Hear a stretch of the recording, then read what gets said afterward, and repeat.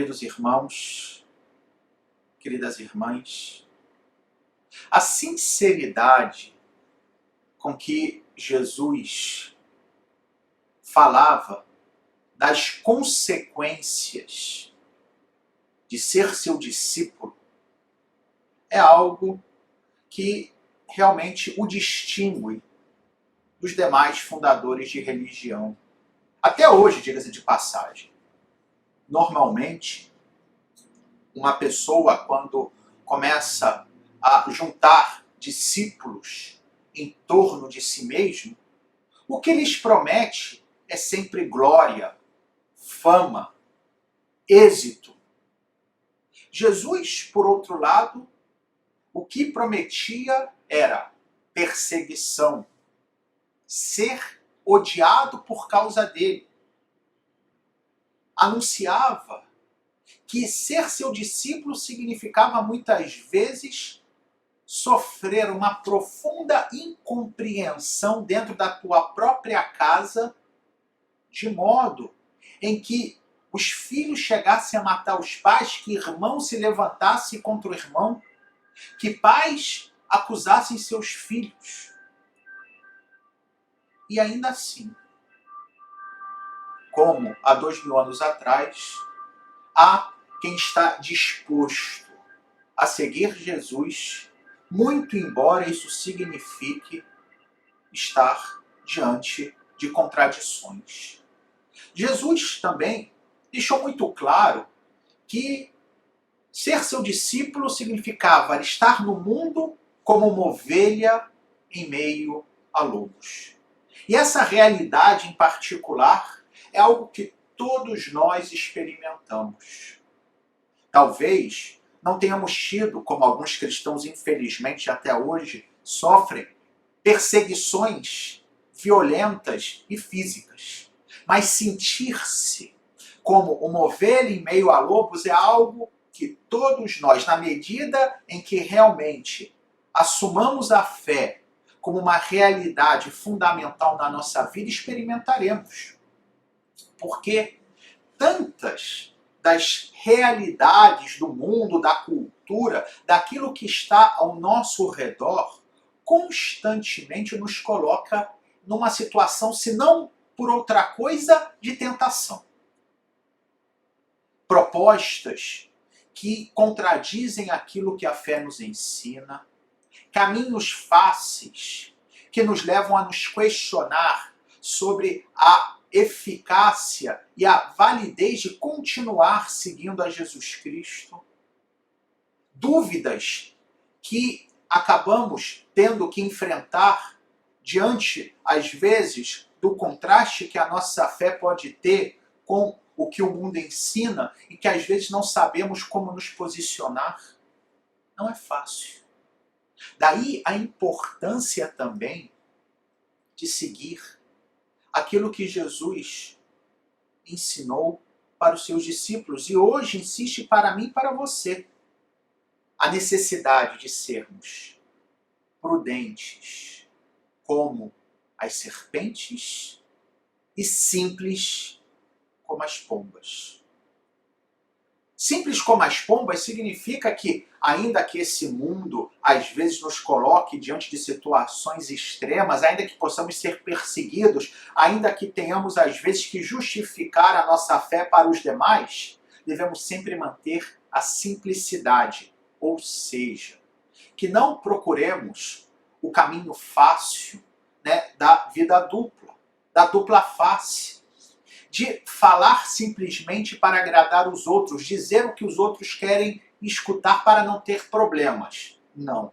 Simplicidade significa isso, ser sempre autêntico.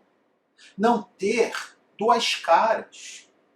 De viver com tranquilidade a minha fé sem estar preocupado com a opinião alheia. Porém, por outro lado, devemos ser prudentes, ou astutos, que poderia ser outra tradução, como as serpentes. Ou seja, que se temos que ser simples por um lado, não devemos ser com perdão do termo, como bobos alegres. Não devemos ser aqueles que sempre se deixam enganar por todos. Ser simples não significa que eu tenho sempre que deixar que os outros passem a perna em mim. Mais ainda, ser simples não exclui que eu não devo usar a minha inteligência, que eu não deva dar respostas de categoria para justificar a minha fé. Porque ter fé não significa ser alguém que simplesmente está seguindo algo absurdo, algo que não tem sentido, algo que é totalmente inexplicável e irracional. Não. A fé não contradiz a nossa razão, não contradiz a nossa inteligência. E por isso, nós temos que estudar, por isso temos que conhecer bem a nossa fé, para podermos justificá-la, para podermos nos colocar de cabeça erguida diante de todos aqueles que nos questionam. Porém, essa prudência, essa sabedoria da fé, deve estar associada também a uma profunda humildade da nossa parte, a uma disposição constante de fazermos exame de consciência e de nos perguntarmos se de fato estamos sendo simples, se de fato não estamos caindo na tentação da hipocrisia, se de fato reconhecemos os nossos limites diante de Deus em primeiro lugar, mas também diante dos nossos irmãos e nossas irmãs, não pretendendo ser aquilo que eu não sou.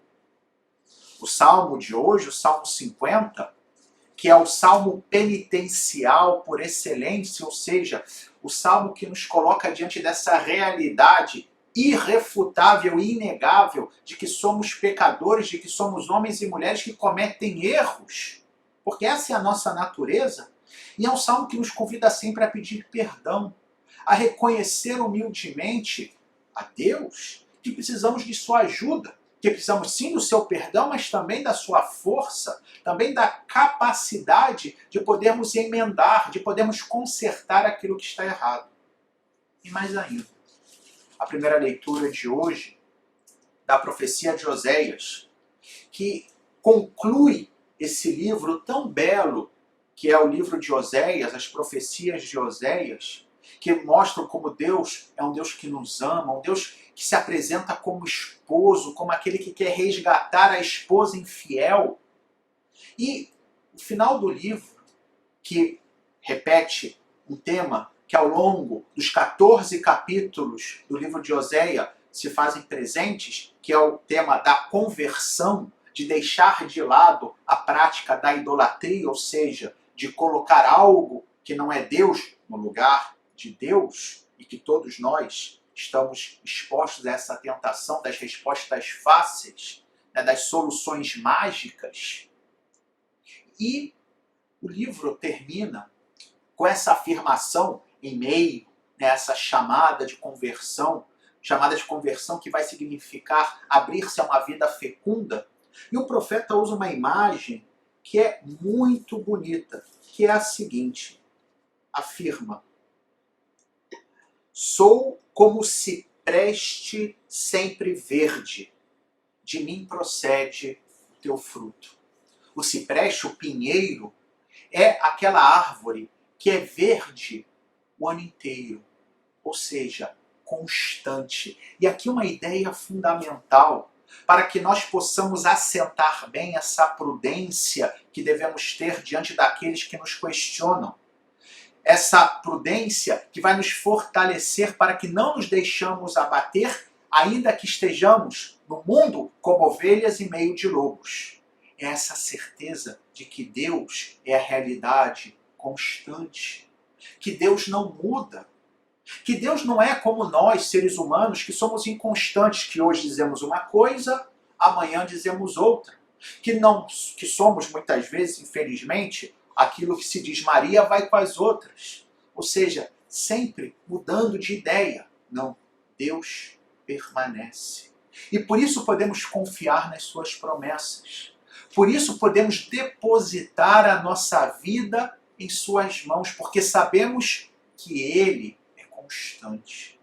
E é isso que vai nos dar coragem também para enfrentar os desafios. Como, aliás, voltando ao Evangelho, Jesus disse que não tivéssemos medo quando fôssemos levados diante dos tribunais, dos governadores, dos poderosos, porque seria o Espírito Santo que nos daria palavras para que nos defendêssemos. E é isso.